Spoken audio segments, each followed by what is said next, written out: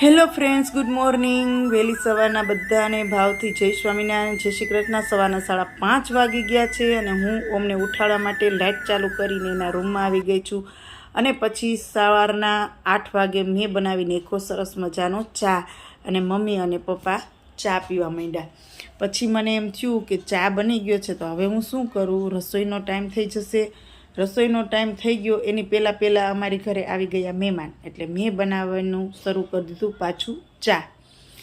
અને મહેમાન હતા ફઈ અને એના નણંદ, તો મેં બનાવી નાખ્યો એ લોકો માટે ચા. અને પછી થઈ ગયો બપોરનો ટાઈમ એટલે રસોઈ શરૂ કરી દીધી. રસોઈમાં શું બનાવવું તો કે ભરેલા મરચાંનું શાક બનાવવું અને ભીંડાનું શાક બનાવવું. ભરેલા મરચાંનું શાક ઓમને અને મમ્મીને બહુ ભાવે એટલે આજે મેં ભરેલા મરચાંનું શાક કર્યું. એ પણ ચવાણુંનો ભૂકો કરી અને એની અંદર નાખી દીધો. તો સારું, ચાલો હું અહીંયા મારો મિની વ્લોગ્સ પૂરો કરું છું. બધાને જય સ્વામિનારાયણ.